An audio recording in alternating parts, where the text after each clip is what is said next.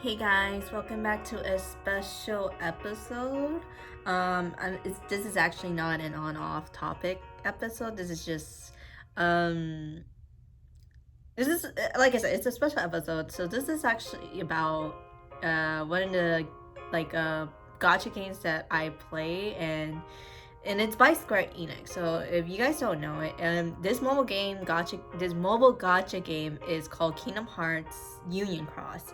It wasn't always known as Union Cross. It was just known as Kingdom Hearts Unchained when it first released, but eventually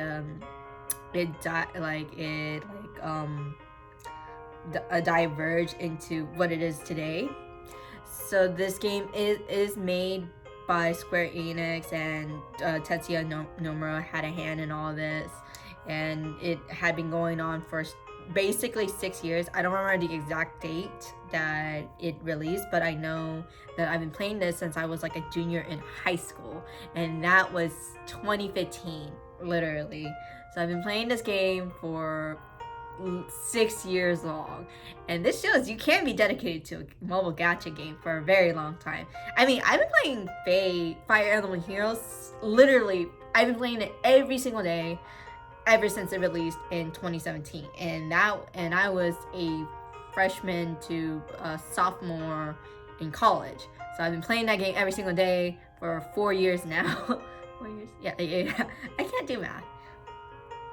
And in that video, I already mentioned that this month was the 4th year anniversary, and greatest thing ever happened to me, to be honest, despite how much I cry about it.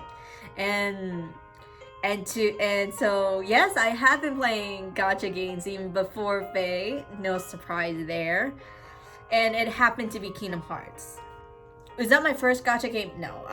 I played other gacha games before, obviously, and honestly, my very first gacha game would be like, there's used to be this little website, avatar dress me up it's a social website. It's called Tiny Me. It shut down back in 2012, but I was a member of that website since 2009. So I was on that website for 3 whole years before it shut down in the North American servers. It's still going on the Japanese websites and everything, and I think it's still functioning. It just flopped in the US, I guess. From what I know, it got bankrupt essentially, but it was still pretty popular because it was popular at the time because they even managed to get really famous actors and actresses and other celebrities. It was a very cute little dress me up website. Anyways, I digress. As usual, I can't stay on one topic. So I do have the message that Tetsuya Nomura posted about Kingdom Hearts Union Cross, and this also includes the recent release of Dark Rose that is also ending, and it hasn't even been I think it's been barely a year since its release. I don't even think it's been a year. Time just goes by really fast. So I don't even remember when Dark Roads was first released. And everyone expected this game to be running even longer because of Dark Roads, but the fact it's already ending, it's kind of, I guess it's this is the end of a chapter basically. They're this is the end. There's no more to say. What else is there to say? Yeah, so Kingdom Hearts Union Cross / Kingdom Hearts Unchained what is a gacha mobile game. The thing about what they said was that this game will still be available to play in a way in an offline version. So they're ending the services of it as being a gacha game. So it's no longer going to be a gacha game essentially, but it essentially became an archive of things you could watch, cutscenes and stuff like that is shown in the game. And it's really like I said, it's really sad. And I know some people are complaining oh, but I poured so much money into this and everything, blah blah blah, it was waste of money. Well, the thing about it, talked about this in another video, the thing about it is you kind of chose to pour money into it. This is, every gacha game also acts like a business. Someone told you how to do it. There are ways to prevent yourself from spending money and stuff. In a way, I guess, like, in of itself, like, gacha games can be a scam, but the only thing they'll say is like, oh, the only person you gotta blame is yourself. And it's sad to think about it that way, but it is. This is just me being like harsh about it. There's more like psychology and more advertising and more propaganda factors about gacha game itself and being a gambling kind of thing. I'm not gonna get into that in this video. Let's get back to this message. So here is what Tetsuya Nomura said to the Kingdom Hearts fan about the Kingdom Hearts Union Cross app. To our Kingdom Hearts fans, firstly, I'd like to thank you all very much for taking this journey with us for over 5 years. As previously announced, the final chapter of Kingdom Hearts Union Cross has been written and the story will be coming to a close. The story for Dark Road will continue for a bit longer and can also be enjoyed in the offline version of the app, so you can enjoy that story at your own pace as well. For me personally, I remember getting excited the first time I saw the game playing smoothly on a smartphone screen in 2D when Unchained Cross was first made into an app. That was 6 to 7 years ago now, but the series has continued to evolve through multiple versions, beginning with the browser version, Cross, which became the mobile version Unchained Cross, which in turn became Union Cross, leading to the start of Dark Road. There are only a few months left, but I would be happy if you stayed with us until the end. I'd also love to see those who have yet to experience the game journey with us to its conclusion. The excitement and intensity of the remaining chapters is really going to ramp up, and I think you'll all enjoy what we have planned. I'm looking forward to the not so far off day when I can meet you all again. You have our heartfelt gratitude for being a part of the Kingdom Hearts series. Thank you all very much. So this is a very heartfelt message from the director of the Kingdom Hearts series. And this is part of the reason why I didn't even make this video yesterday. Like, I was wanting to make this yesterday, but I got busy and it was raining all day. And when I read this announcement yesterday, I was not crying. Okay, I wasn't crying, but let me just say I was kind of close to crying. I don't think I would be bawling crying, but like I was really sad. Like I was just depressed. Like I just shut down completely. I told my friend about this. She played this game as long as I have. Less than me though, because she quit. She's a fake player basically. She's a fake player. She'd be like, oh, I gotta re-download this game. I don't play it that much. I was like, what the heck? You're such a fake player. I mean, unlike Fire Emblem Heroes, I didn't play this game every single day. I literally just jump in and out of this game. Like sometimes I'll have like bursts of energy, like of weeks, and I'll be playing it every day, or I'll just leave it alone for like weeks on end and then be like, you know what, it's been a while since I logged in, I'm gonna log back in, and then I'll get all like a bunch of jewels and shit.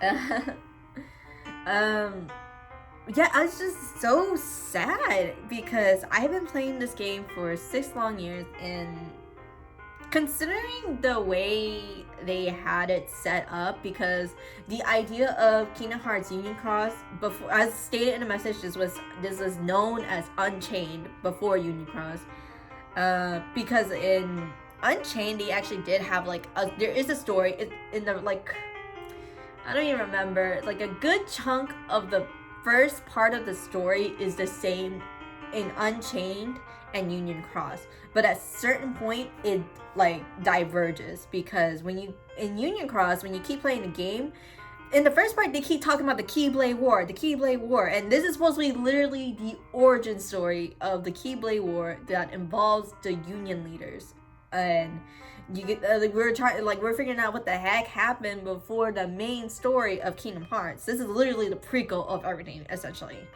the prequel to Birth by Sleep too. And so knowing, like, putting that into perspective, and knowing like this is from Tetsuya Nomura, who also has like personal and direct involvement of the game, and this is hosted by Square Enix, is like, you know, at some point we kind of all expected it to be, there's gonna be an ending to it, but what at least, especially when like it was first announced as Unchained. And technically there was an ending to it. Like, and you play Unchained first, and I think this is like I think this was like the Japanese only like game that you can only play.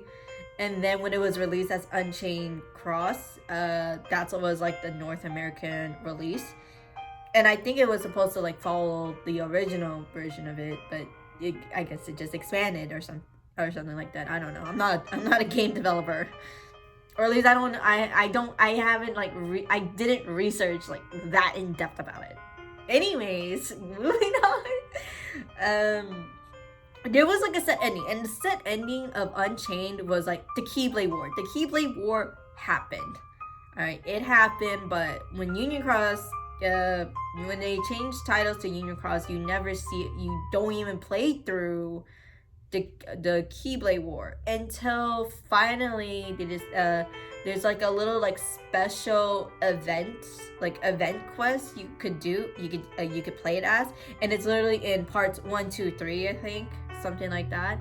And this is and that was like, again, that was basically the this is like the original ending of Kingdom Hearts Unchained, until they began to expand it more to all the story updates we have today. Like, we learn more about what happened after the Keyblade War, what happened to the Dandelions, like how are they living now, how do you cope with the event, how did they cope with the events happening, what about the new like union leaders, Skull, Ephemer, Ventus, and Lorium, and Brain, like what the heck happened to these 5. And as of the updates today, like, we learned some of the original like union leaders are the original like Keyblade wielders of some of the nobodies that we have seen, and these certain particular nobodies were of the Organization 13.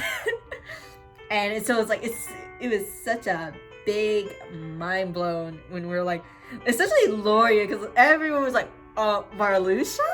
Hello? And then people were like, wait, if you add the X to his name and make the anagram, it's Marluxia. And eventually they confirmed Loria was the original person of the nobody Marluxia. Like, that was a mind blown. And then when everyone saw, and then I remembered the hype when everyone saw Ventus as one of the original union leaders. Everyone was like, what? But wait, what happened? Who was the traitor? Or like, how is he connected to the darkness? And if you have kept up with the updates, like, you can find them somewhere online, or like, it turns out that he wasn't even supposed to be a union leader. The original union leader was Strelitzia, and she's dead. Spoiler alert. I should say that before I said it, but it doesn't matter. It's been a hot minute, guys. Listen, it's been a while. You haven't played a game. Okay, too bad. The updates are out here. You don't care. Okay, you don't care.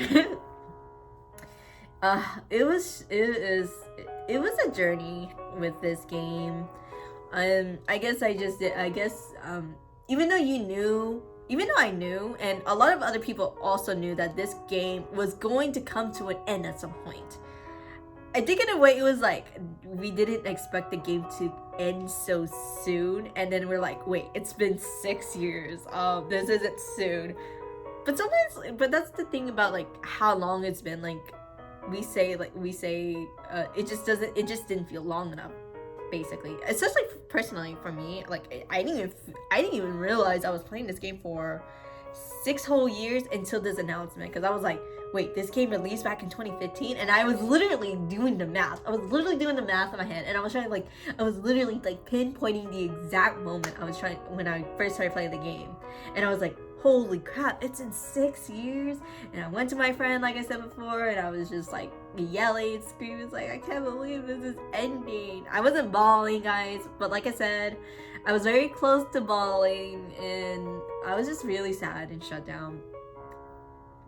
Am I gonna keep this game on my phone? Honestly, I might just keep it on my phone for nostalgia, because I'm just like that. And they did have a way for you to save some some user data, kind of like it's like your titles, your records, and stuff like that, like personal like archives. But other than that, as far as I know, you don't they're gonna release all the Keyblades, all the avatar, well, most avatar items, I should say, because like it'll still be playable, but I'm just not understanding to what extent, because it did mention I have like some of the like information they have pulled up, so I'm just gonna focus on Union Cross. Dark Road, I'm not that to be honest, I'm not really that invested in Dark Road. It's supposed to be like origin story for Xehanort, but I think everyone is just like, I'm done with this. I'm done. Enough of this. Let's see, like, as I said, they're gonna put this into an offline version, so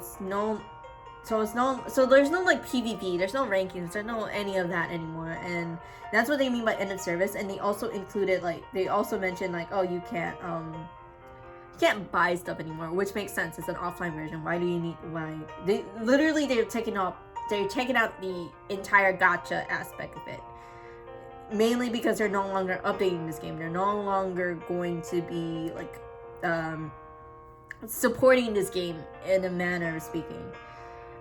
So they said in version 4.4.0, like, you'll be able to replay the story in theater mode, but really all that is you're just watching cutscenes from. This is how I'm understanding it. You're just replaying the story in cutscene mode. Like, it's just nothing but cutscene. You're not playing through it at all or whatsoever. All the Keyblades will be like released. So like, there's certain Keyblades you didn't have before. Now it's just gonna be straight up available. It doesn't matter. All story quests, events, medal leveling, and enhancement, and other playable parts of the game will no longer be available. So meaning all those story quests, events, stuff, and this also includes like the PvP and PvE, player versus enemy stuff, like, that's all gonna be gone.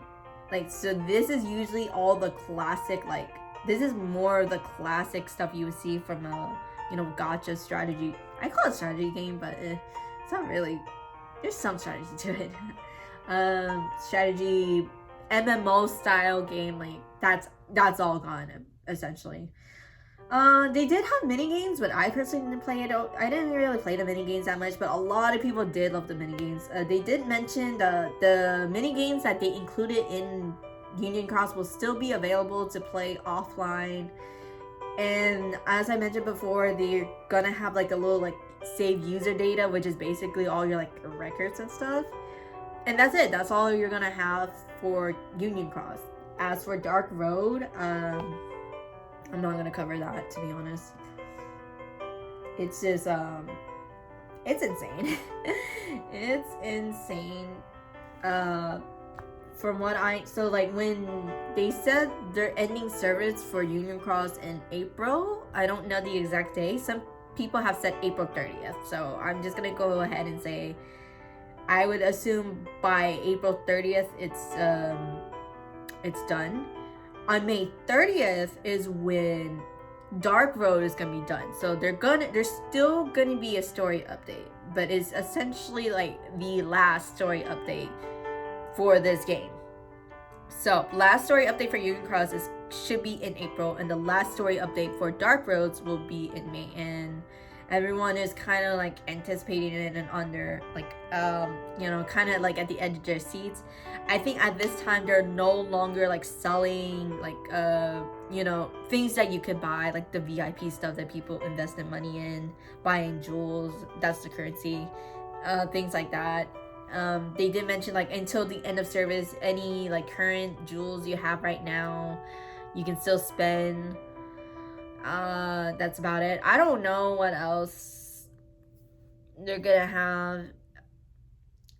It's pretty much like you might as well delete it, but they did mention like, oh, don't delete it, you could still have some fun with it, or you want to see the story and stuff. Yeah. I know some people probably complain like, why not still make like gacha available? It's like, whoa, here's the thing with gacha games. The thing with gacha games is like, this is something that is continuously like supported and updated. If they're gonna give up on it, like, there's no point of them like maintaining it. So I don't think it's about like giving up on it. Like I said, the main reason for the ending of this, I think, is literally because we're at the end of the road. This is the end of a chapter. It's time for a new story, and Tetsuya Nomura already has plans for the Kingdom Hearts series, so it's like it's time to move on from this. End of story. It's time to move on from this. Let's go. Yeah.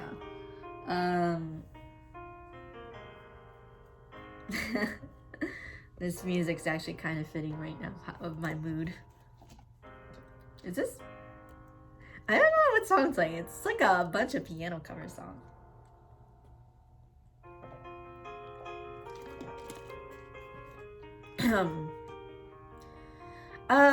Yeah, so like this was a whole ass thing, and there used to be a lot of memes. Like it was all cute. Like when it first started, it was like all cutesy. Like you play with other people and stuff. You have the cure theme and everything, and these new keyblades and medals. And then the other side of me is like, this is Kingdom Hearts. This is Kingdom Hearts Unchained / Union Cross. And then the next scene is the Keyblade War, because all these cutesy players die, and their keyblades are basically their graves. It's like, oh my god, it's so depressing. Oh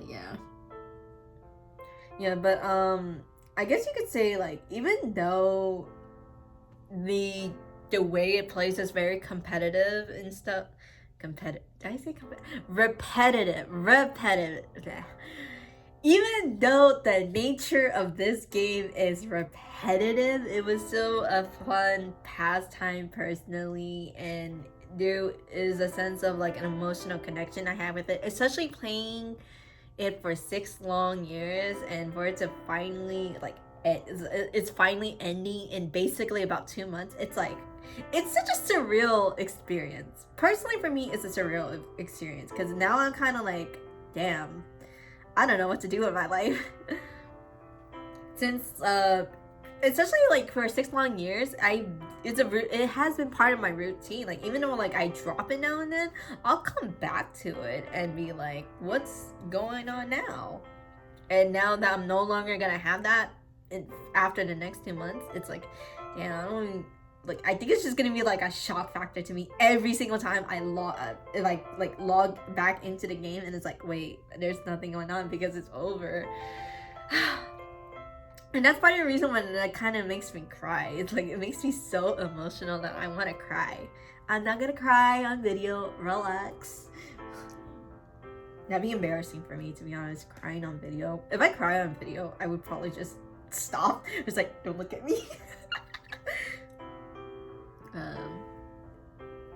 But yeah, other than like the story update, I don't even know what other updates are even gonna have.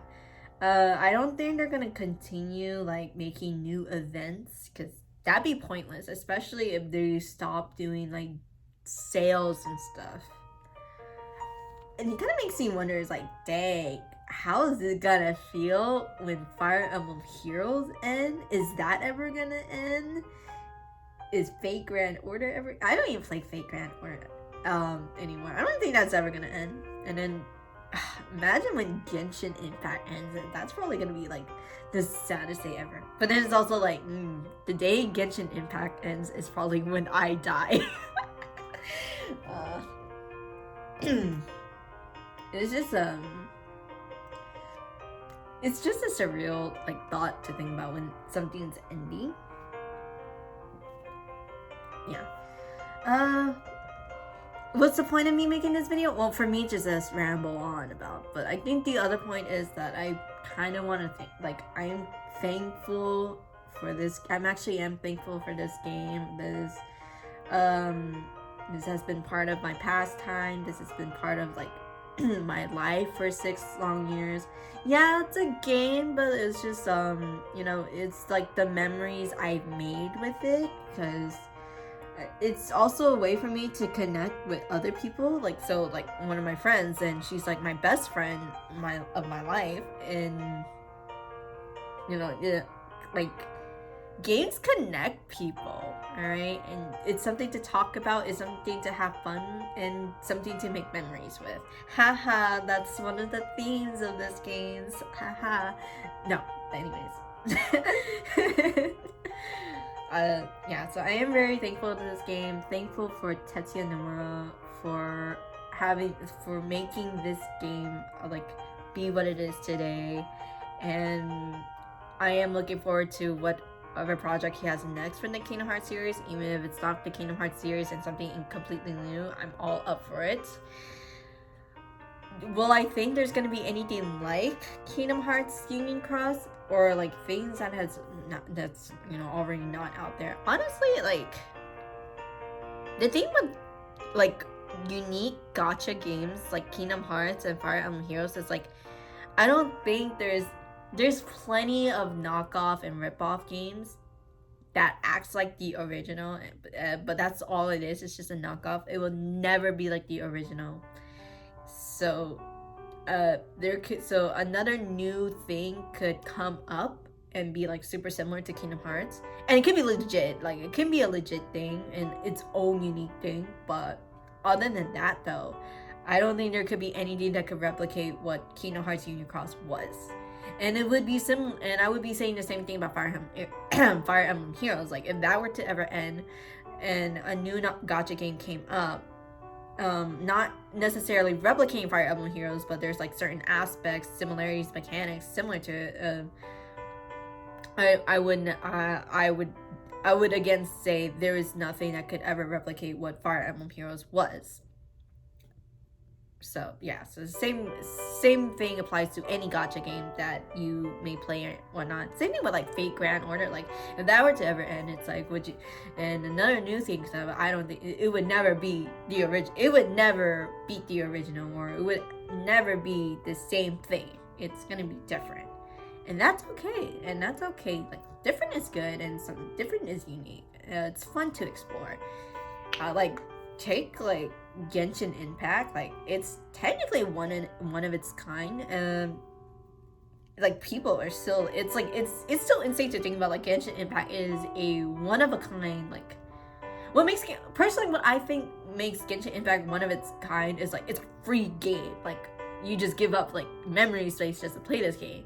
But other than that, this is a free mobile game with like open world aspect and RPG-esque style to it, and there's other mechanics that goes into it, and it's free, and it's like, wow, that's insane.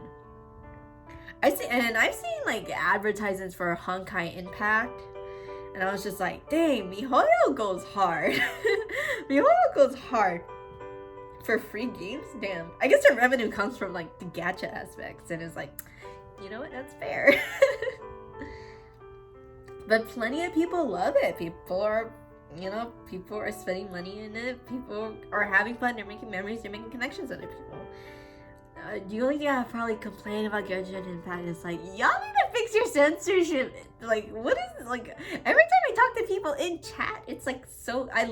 Don't get me wrong. It's nice to have an in-game chat with other people, but the censorship kind of peeves me a little bit. I'm like, what the heck? I can't even say condensed resin. I literally like every time I'm like, yeah, I have some condensed resin. It literally goes con, and then the rest of the words are like censored. And I was like, what?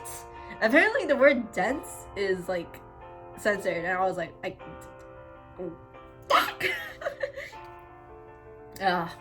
digress though. This isn't a very long video. I never intended it to be. Other content for this video would just be me talking about there's one other thing. So a little bit about like Fire Emblem Heroes. So the Hero Rises voting gauntlet is coming up. People keep asking me like, what are your thoughts about it? I was just like, God, I'm pretty sure I touched this in like the last video. If I didn't, well, we're gonna go over it again. But like I said, I keep saying it. Like, it's not about the whole like Edelgard thing though. It's about who I think's gonna win. Like I said, I already answered that question for sure. Like, I want Ninja to win, but I didn't touch upon the other aspect of this voting gauntlet. So, there's two things you're getting out of this voting gauntlet: is the free unit for every single player. like whoever wins, and then the top 4 of the voting gauntlet will be in a feature banner, which is that's really good, especially for units that have like low availability. You know, that's like units that come literally like once a freaking year. The top 4 are essentially the second round winners, I believe. So you have, because it's like you have 4 brackets. So there's 2 units in each bracket. That's a total of 8 units. So 2, 2, 2, 2, 2, 4, 6, 8. That's 8 units total. We got that? Good. You're great at math. So only one can win in each bracket. So 1, 1, 1, 1, 1, 2, 3, 4. Literally second round winners, and then the third winner is like 1, 1, and third round is just then you have the winner. That's it. So literally the first round of the voting gauntlet, which starts tomorrow, by the way, tomorrow of this video, it's gonna be really intense because basically the prioritization at this point is gonna be who do you want in the banner, and then it's like who do you want to be the winner of this gauntlet, right? And that's something, so you had 2 things to think about, and I think the person who wins the banner is essentially like the way I personally see it is low priority, because it's like, oh, obviously you want like Ceros to win, and like if you want Ceros to win, then in that case you should just pull all your votes into freaking Ceros. Like all your support should just go to Ceros at that point, and you just want her to straight up win the gauntlet. But if you know for sure she's gonna win the gauntlet, okay, then it's like I don't think you should worry about that. But if you want a particular unit to be on the banner, then that's when you gotta really start thinking about like who to support. So you gotta have to like kind of be a little bit strategic about this. This is the competitive like sweaty gamer like perspective. I could be wrong. People can like come at me in the comments or something or whatever, talk to me in my DMs about it. Who I want to be in the banner, or who do I think is gonna be in the banner? So I always have to look this freaking thing up, which is fine. Like I was gonna talk about it, but it kind of just slipped my mind. But I do know like Lynn is on one side and the other side is Ceros. I'm pretty sure. Here, okay, I found an image. I'm not gonna pull it up. I could, but I'm on my phone, so like, so her bracket, so we have 4 brackets. First bracket is Ceros versus Micaiah. Second bracket, Freya versus Corin. Third bracket, Lynn versus Byleth. And then the final bracket, Dimitri versus Edelgard. They totally did that. I don't care what anyone says. This is on purpose. The Edelgard versus Dimitri thing, on purpose. I don't care what anyone says. And I guess if I had to compare like the rankings to the brackets, maybe there is a system to it, but personally I could not care. I don't care enough to do the work for that. So if I had to, like, looking at this right now, if I had to pick like my guess, like Ceros is obviously gonna win over Micaiah. If she doesn't, that'd be really shocking because she was literally ranked first in the stupid poll. So if she doesn't win that bracket for whatever reason against the poll, there's something wrong here. People can come at me and be like, oh, because like voting on lists are now like supported by a multiplier system, because when it first started in the early years, there was no multiplier system. We didn't have a multiplier system, and everyone's like, oh, that's unfair because that doesn't give the loser a chance to beat the winner. And now when they have the multiplier system, it's supposed to balance it out, and it makes a difference in the last like few hours of the of the battles. And let me put it this way, and I'm like, I've seen circumstances where the multiplier does help the losing battle, and it does make that last minute push. It does help make through that last minute push to win against the other team. It does help. However, that does not mean that does not mean it's a guarantee. The multiplier system does not guarantee a win for the losing side. That's an important thing to remember in the voting gauntlet. And people keep telling me like, yeah, it does. No, it doesn't, because if you look back in past voting gauntlets, there has been circumstances, there has been times where the multiplier wasn't enough for the losing team to win against the other side. And it could be like a freaking 30 multiplier and they still didn't win, simply because the other team was just winning. They were just more popular. There were more people who supported the other side. Like that's really all it boils down to. So there's like a little bit of luck, just like a little bit of luck and chance about this. All right. So I got that out of the way. My allergies are killing me. So like I said, I wholeheartedly believe Ceros is going to win against Micaiah, regardless of multiplier system. I will keep stressing that if I have to. I don't know. See, the thing with Freya versus Corin, I don't know. That is an actual wild card to me. But as far as I've ever seen in the community, people seem to be favoring Corin more than Freya. But I'm gonna have, like, honestly, I'm just gonna have to see what happens, because I know a lot of people who really like Legendary Corin, and I was just like, okay. And I'm surprised that Mythic Hero Freya was as popular as she was in the Hero Rises. That isn't to say she's not she's a bad unit to pick. Like, she's a pretty good unit. I have her. I use her time to time. I just had to balance out the whole, like, the beast unit stuff. Sometimes it works out if she's in her beast form. So that bracket is a wild card for me. Linja versus Byleth. I hate to say it, but Linja's gonna win.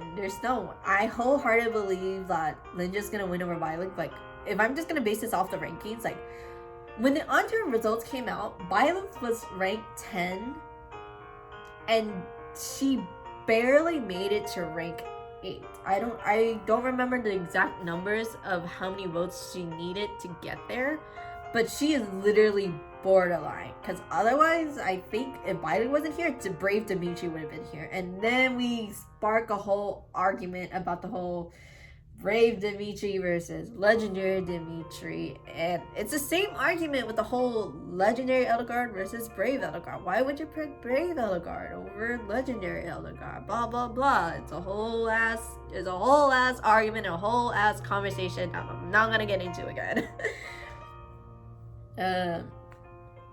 I mean, I'm not saying Summer Violet isn't popular. It's like, she is popular for reasons for reasons I will not say, but reasons you can definitely imply, for big round reasons, I should say. Is it me, or am I just suddenly thirsty? I don't know, but like, if I had to just base it off the ranking itself, like, Ninja was ranked 2nd in the results, and it was like, it's obvious, like, everyone wants Ninja as a free unit, or as potentially in the summoning banner that will get released next month. I think they said at the end of next month, but I could be wrong. It's just like low expectations. Like I said, it's not about that. It's not that she's not that popular. She's just not that desirable, so to say. But that's my thoughts on that. And the last bracket, Dimitri versus Edelgard. Here we go again, boys! Yeah! Who do I think is gonna win? Honestly, I actually do think Dimitri's gonna win again. If Edelgard wins, it'll probably be out of pure spite, in my opinion. But either way, I think, like... So if I were to say, like, hypothetically of what would happen, let's just say... So I already said Ceros and Lynn are probably going to win, are most likely to win their brackets. Like, that's my wholehearted belief in that. as for the second, like, this is my guess of who might win, is like Corn, it would be like a Corn and Dimitri thing. So it's still, the first 2 rounds are like vertical, obviously, and then when you get the last 2, they're against each other. So if that happens, then it's gonna be Ceros versus Corn, and between those 2, Ceros gonna win. Not only was she a recent mythic hero, like she's just, like I said, she's fresh, she's popular, she's new, over Corn, who's considered old now apparently, but she's still a pretty good unit. But based on the way like trends work, basically, Ceros is gonna win against Corn. Linja versus Dimitri, like these are the 2 I believe are gonna win on this side. Linja is for sure gonna win over Dimitri, like no matter how many people like Dimitri, they're like 3 houses fan. Because again, you just kind of base this, like you kind of base things off of the rankings, of the ranks from the results. It's like, oh, like considering how many people got Linja in 2nd rank compared to Legendary Dimitri, then Dual Linja is most likely going to get supported over Dimitri. And like I said, even if Dimitri didn't win in his bracket against Edelgard, then it would just be the same thing, Linja versus Edelgard. And it's like, I think Linja will win over Edelgard simply because of like desirability. It's about like how, like, desirability, like how much people want. That's not even a word. Why am I making up words? Stop. like how desirable like Linja is over Edelgard, and people can be like, oh, Edelgard stands just want an extra Edelgard, or they don't have Edelgard. I mean, same argument with Legendary Dimitri. Like, everyone wants Legendary Dimitri because he likes him. They don't have him. He's a limited time hero. So is Lin. Like, it's really just a battle of who's more desirable and about who they like more. And if I had to choose, I pick Lin. Like, like, who am I gonna personally support? It's gonna be Lin. I'm gonna support Lin. I don't have, I have Freya, and I have Corn, and I have Byleth, and I have Dimitri and Edelgard. Those are like the 5 units I have. These are the 5 units I have out of the 8. And people can be like, what about bonus? You know, you get a little like bonus if you use the same unit. But the idea of this voting gauntlet is like, you want to get someone you don't have, to be honest. And even though I don't have Lin, like, my support is gonna go to her. Will that make a difference? Honestly, it could. Like, one person can make a difference.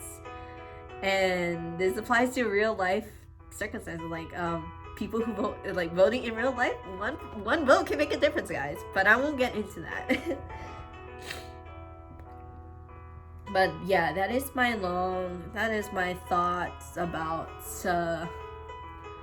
the upcoming voting gauntlet. And it's also the end of this video. This is longer than I intended to be, but here I am. Yeah. So, to sum everything all up, Kingdom Hearts Union Cross is ending. I'm very sad about that, but I'm thankful for all the good times it gave me. I'm thankful for Tetsuya Nomura, so thank you for all the good times there, and I'm looking forward to whatever he has coming up.